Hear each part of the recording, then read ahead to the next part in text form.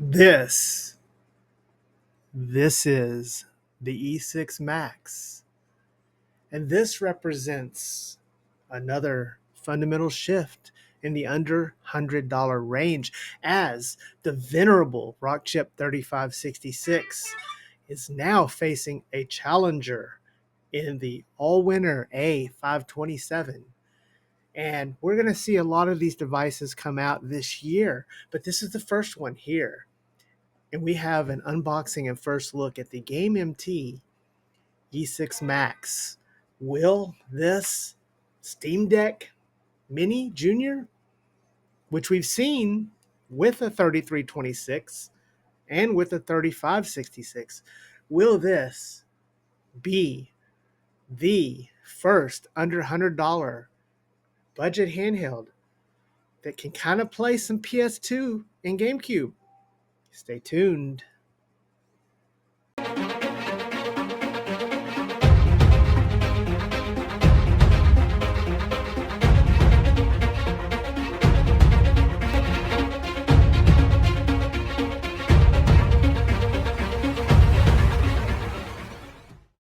You know, I used to just float through life, kind of just existing and surviving until I found an amazing product, one that you need to know about. But it's not really well known, and I want to keep it on the down low. And it is testosterone therapy. Are you on low T? Do you need to go? No, wait, I'm not a therapist. I'm not a doctor. What am I talking about? Low T? Hey, deadheads. Welcome back to the channel. Or welcome to the channel for the first time, new deadheads. Today, we're going to take a look at the all-new Game MT E6 Max featuring the all-winner A527. Let's go. Oh, hey, did you know there's a new Black Keys album? Go check it out. Oh, wait, we're not here for that. Hey, guys, so, for the longest time, Pal Kitty has been the company, the group that has kind of brought out the quirkiest of stuff, but Game MT has become, to me at least, another vendor that is trying to do the same thing. I absolutely love my E5 Plus, especially now that it has an updated D-pad. This is just a funky device with a kickstand. And before that, we had the E6 and then the E6 Plus. But now we're going to take a look at this guy right here, the E6 Max. And this beautiful little Steamdeck Junior looking thing is quirky. It's fun. I want to do an unboxing and give you a look at it. So let's start as always with the unboxing, although I've already unboxed this. But you can see here the box is pretty stylish. We've gone with just the tuxedo black box with just the outline of the unit on the front, which I think is very, very attractive. As we turn to the side, we get the classic made in China. But looking around the box, there's not much else. If we go to the back here, we do see that it does have a sticker here with some specs. It does have, well, it has some information. I don't know about specs. And then we have the Game MT logo. And we did get this in white. It's currently coming in white and black. But let's get the box open and take a look inside, and let's see if it is anything hiding in there, anything more impressive inside. And opening the box up, we do start off and we have a foam cover as always. And let's get the handheld here out of the way for a second. And then below that, we do have our USB cable. Now, I was hoping to see USB-C to C, but we have USB-A to C. So I'm not sure on this all-winner 527 if it does fast charging or not. So leave me a comment if you know. But we do have that. We do have a screen protector, an actual real screen protector. So that is nice. We do have one here that's tempered little plastic glass. And then we have our manual. And nothing to write home here about the manual. The manual is pretty basic. There's not much there. There is some information given on here as you look at this, but it's a pretty basic manual. So moving further and there's nothing else under here. No lanyard, nothing special. A little disappointing because this is such a fancy sort of looking box and a handheld, and it is a Mac. So, but once we get the handheld out and get it into our hands, and just the first impressions of this thing. So we have held the 3326 version, the E6, and the E6 Plus, the 3566 version. And each time this thing has evolved. But one of the things that we're really not were fans of were the D-pad on this thing. Now, we showed recently the E5 Plus has the updated D-pad. This thing is shipping with a good D-pad. So you can see right off the bat that it's not using that same funky little D-pad that we had on the E6 Plus and the E6 before it, which is a step in the right direction. But each time they ship a new product, they're reiterating on it, and they seem to be making it better. Now, holding this thing feels better than ever. It always felt pretty good, especially since it has the two sticks up top, something one of our deadheads, Matt, hey Matt, shout out to you, is really excited about the double sticks. So I think that this is a desired form factor, especially since it's a 5-inch HD screen, a 1280 by 720. So we have just an iteration. Again, we have a refinement here. We have a new chip. We have a new plastic cover that is covering over the whole thing. It gives it a nice texture to it. And then we have some different colors. So as always, you can see, we'll take a tour of the handheld here. And there is all the ports on the top. So we do have a HD port. We have our volume button. We do have two USB-C ports. One is an OTG and the other is a DC. And then we have two. This is an Android handheld with two SD card slots. That's right. This thing is going to support Linux at some point. It doesn't currently, but it will at some point. And we have two SD card slots, which is great. Going around the bottom and the side of it, there is just nothing else there. But again, when I first picked this up and hold this, this is a super comfortable handheld to hold. It is the Anbernic 556 and probably the 557 is probably still going to be more comfortable, but this is up there with comfortability. You guys know that I really have enjoyed the shape of these kind of handhelds that have this horizontal form factor with the buttressed back to kind of give it a shape for it.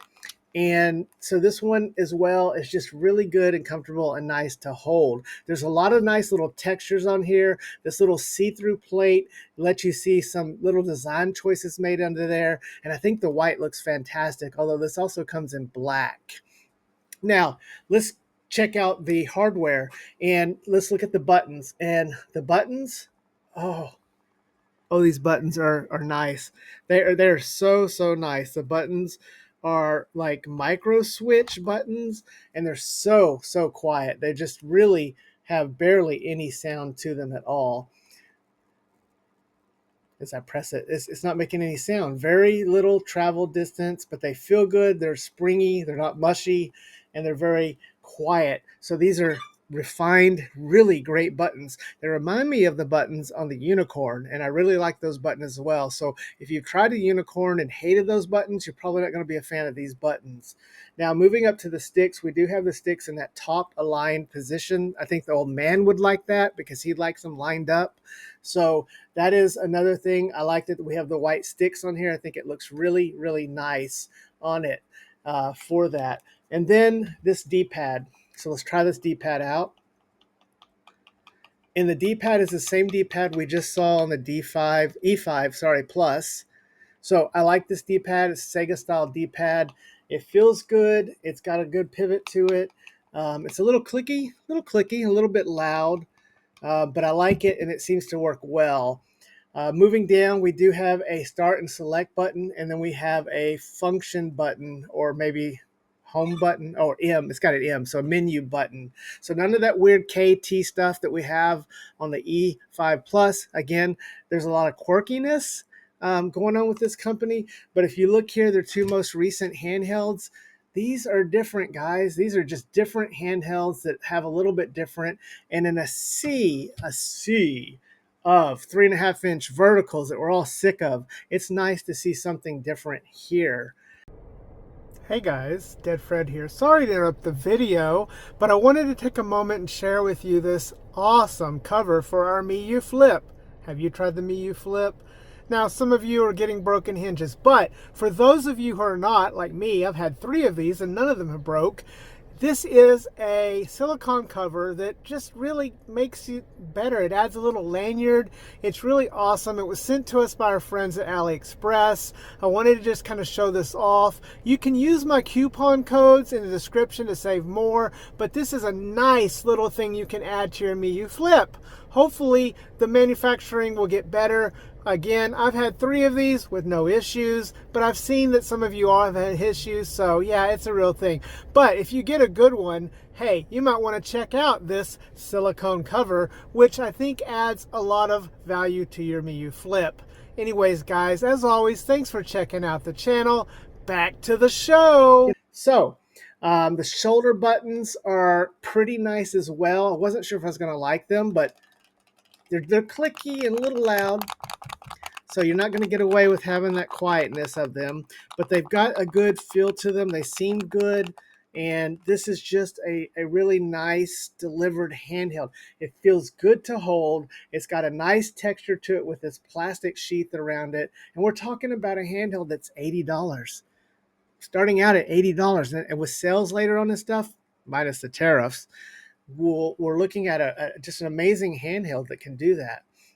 So the hardware here has been improved. If you didn't like things about the E6 or the E6 Plus, then this, I think, would give you some hope because it's really improved here in a lot of ways. This does not feel like a budget handheld. It feels good. Now, let's get into the software of it.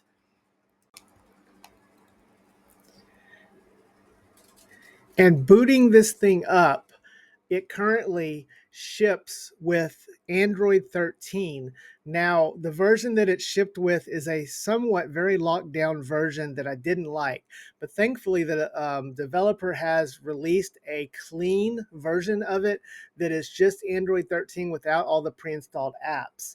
However, you may have to flash this thing, and that's not for the technical. So we're trying to convince them that over here in the US, we would prefer it not to have all of this lockdown stuff. So maybe we can get it to do it. But now that I've unlocked it and reflashed it, this is a much better version of Android 13.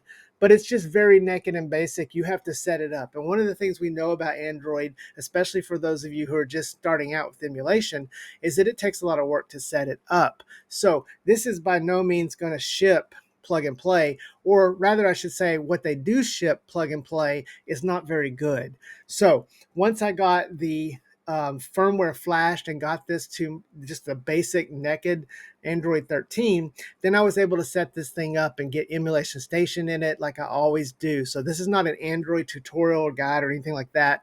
But once I got this set up, then I wanted to really kind of start testing this chip. So let's talk about this CPU. So in the infographic there, you can see that the CPU is being compared among the Allwinner A133, a chip that we've been seeing a lot more recently that was first in the Trim UI Smart Pro. Now it's in the Brick. We've seen it in the Powkitty V20. So that is a 4 Cortex 64-bit chip. Now this A527 is an 8-core, an octa-core 64-bit chip. The 3566 is also a quad core. So we're getting a octa-core here at under $80 for it. It's got the Mali G57, which is a step up from the Mali G52 that we find over in the Rockchip 3566. As I said, it looks like we have the new budget CPU for 2025 and beyond under $100. This is giving us the ability to do some things that we could not do with the 3566. Now, let's be realistic here. This thing should not be viewed as a PlayStation 2 handheld. Just like the T618s or even the Retroid Pocket 2S, another great handheld with that 610 that we wish still existed and being sold. This is really a bonus system for PS2. So as I show a little footage here, you can see that there is some slowdown. There is some software that can run. You can get it booted. but you're going to do a lot of tweaking. We're going to need some developer support, and we don't really have that on Android. Now, I haven't tested this on Linux to see if it's going to be better on Linux, but again, I wouldn't consider this to be a PS2 handheld, okay? Now, it also played some Nintendo Wii. Now, that was a little surprising to me as well, as I show you some footage here playing the Wii. And it got some Kirby here. It was just really amazing that I could even get this up and running. It didn't feel hot. It didn't overheat. Now, we're playing this at, the most basic of settings and everything like that. But again, we're talking about an $80 handheld that can even get this launched and running. And a few years ago, this would have been just a big dream. That's how fast technology is moving. Now, all of the rest of it, it's going to be a fantastic N64 and Dreamcast handheld.